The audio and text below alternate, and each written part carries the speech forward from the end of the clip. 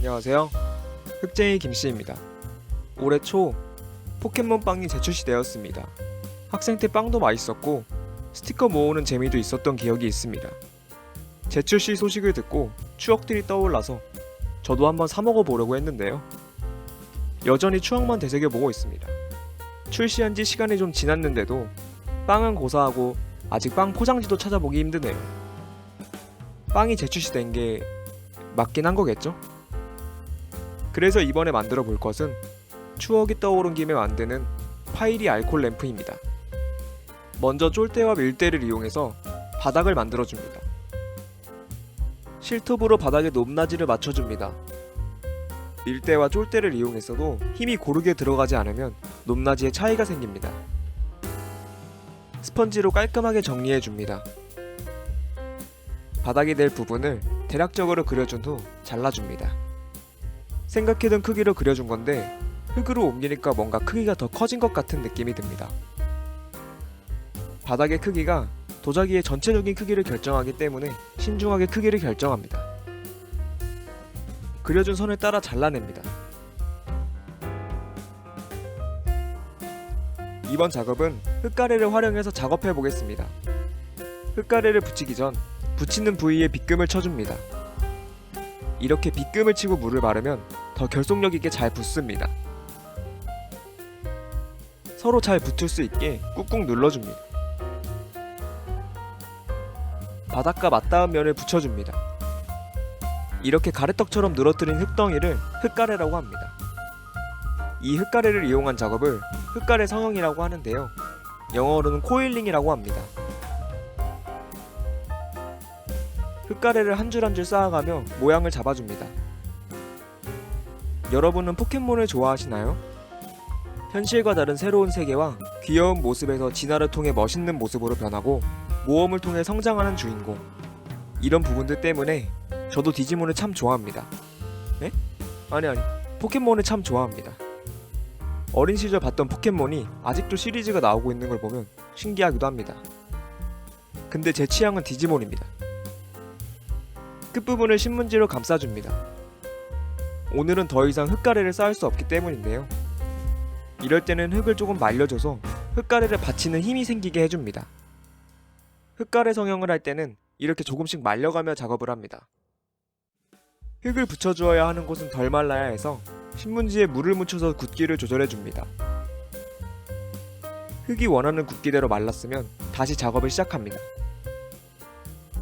파이리의 이름은 파이어와 꼬리를 합쳐 만든 이름입니다. 꼬리에 불이 붙어있는 모습을 잘 표현한 이름 같습니다. 파이리와 같은 1세대 포켓몬들은 꼬부기, 모다피, 고라파덕, 잠반보처럼 친근하게 번역이 잘 된 이름들이 많습니다. 번역의 유래도 재밌으니 심심할 때 한번 찾아보는 걸 추천합니다.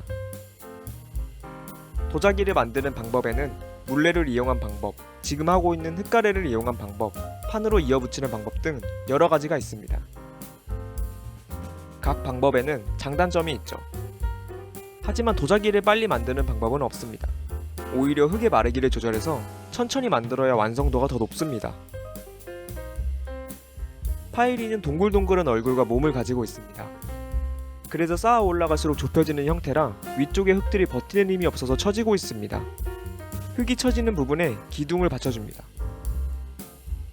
흙가래로 한 줄 한 줄 쌓아 올라가면서 형태를 갖춰가는 게 그동안의 노력이 눈에 보이는 것 같아 참 신기합니다. 이런 부분들이 도자기를 만드는 매력이 아닐까 싶습니다. 파이리의 꼬리 부분을 알콜 램프로 만들려고 합니다. 알콜을 담을 수 있게 만들기 위해 잘라냅니다. 잘라낸 부분을 다듬어 줍니다. 램프의 밑바닥을 붙여줍니다.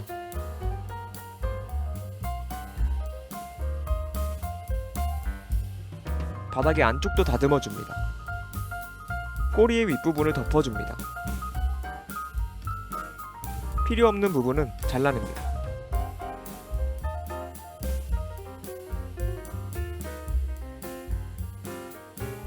공기가 통할 수 있게 잘 보이지 않는 곳에 구멍을 뚫어줍니다. 속이 비어있고 사방이 막혀있는 형태가 공기구멍이 없으면 가마에서 구울 때 터질 수 있기 때문에 구멍을 뚫어줍니다.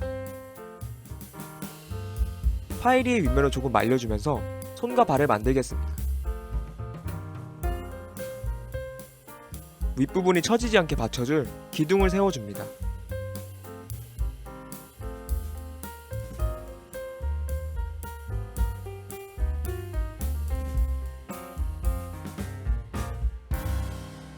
마찬가지로 공기구멍을 뚫어줍니다.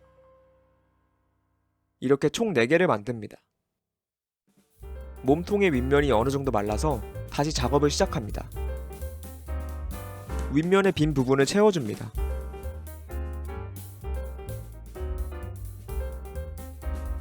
스펀지와 고무에라로 면을 깔끔하게 정리합니다.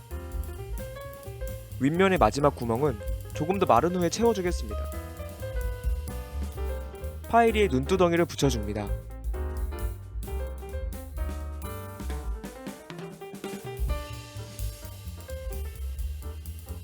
윗면의 마지막 빈 부분을 채워줍니다.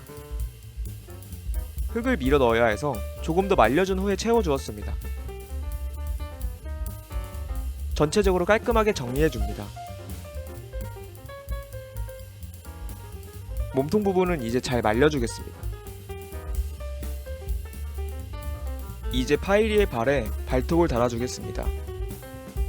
손톱과 발톱은 케라틴이라는 단백질로 이루어져 있다고 합니다. 코뿔소의 뿔은 뼈가 아니라 피부 각질층이 단단하게 변해 생긴 것으로 이 케라틴으로 이루어져 있다고 합니다. 코뿔소의 뿔이 항암 치료에 좋다는 속설 때문에 많은 코뿔소가 밀렵을 당해 멸종 위기에 있다고 합니다.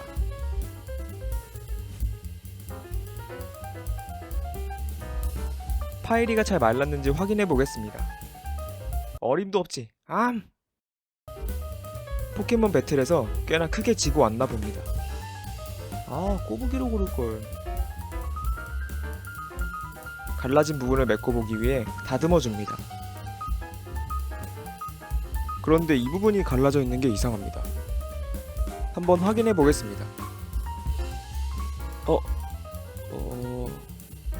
작업을 하면서 이렇게 크게 갈라져 본 적은 처음입니다. 일단 메꿔보겠습니다. 파이리를 만들 때 쓴 흙과 같은 흙을 잘게 부수고 물을 묻혀서 진흙을 만들어줍니다. 진흙을 갈라진 틈 사이에 넣어서 메꿔줍니다. 이번 작업에 사용한 흙은 실크 백자토라는 흙입니다. 흙은 마르면서 크기가 줄어드는데요. 구우면 흰색을 띠는 실크 백자토는 수축률이 매우 큰 편입니다. 그래서 말릴 때 비닐을 덮는 것 뿐만 아니라 천을 여러 겹 덮어주면서 정말 천천히 말려야 된다고 합니다. 또 물레 작업에 적합한 흙을 흙가래 작업에 사용을 해서 갈라짐이 더욱 심해진 것 같습니다. 이렇게 메꾼 거로 끝이 아니라 천과 비닐을 덮어 정말 천천히 말려줘야 하는데 그러지 않아서 계속 갈라지네요. 하지 말라는 걸 다 해버린 셈입니다. 얘가 학생 때는 말도 잘 듣고 착했는데. 아, 엄마. 다른 방법으로 메꿔보겠습니다. 세라스퍼스라는 해교제에 흙가루를 섞어줍니다.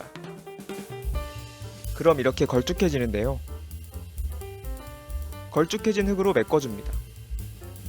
이 방법은 교수님이 알려주신 방법인데 어떤 원리로 메꿔지는지는 잘 모르겠습니다. 조금 넓게 바른 것 같아 긁어내줍니다. 흙이 다 말랐지만 충격을 받으면 부서질 수가 있어서 조심조심 긁어내줍니다. 외주를 타는 듯한 이 느낌, 스릴이 넘쳐서 정말 재밌습니다. 재미있었습니다.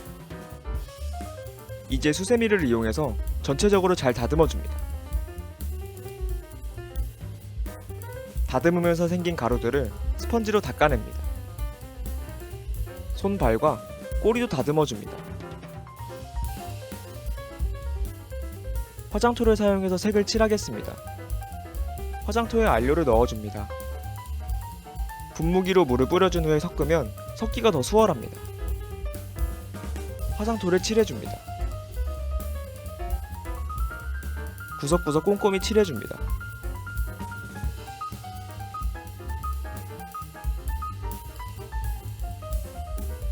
노란색이 들어가는 부분을 칠해줍니다.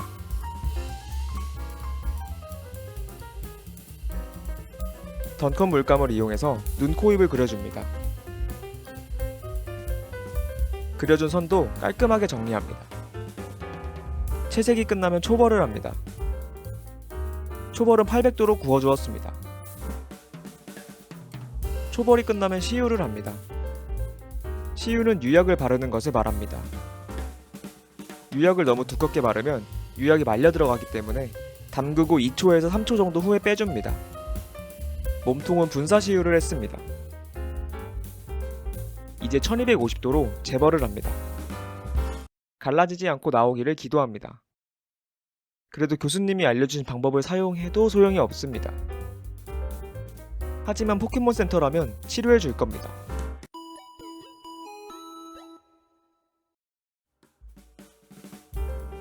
약국에서 파는 소독용 에탄올을 넣어주고 심지가 충분히 젖을 때까지 기다립니다. 파이리 알콜 램프 완성입니다. 파이리는 꼬리에 불꽃이 꺼지면 생명이 다한다고 합니다. 사람들도 타오르는 의지나 투지를 불꽃에 비유하기도 하죠. 어려움에 부딪히면 불꽃은 사드라들 수도 있습니다. 하지만 불씨만 있다면 불은 다시 타오를 수 있습니다. 여러분의 불꽃은 활활 타오르고 있나요?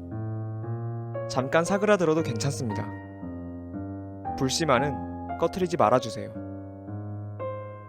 시청해주셔서 감사합니다.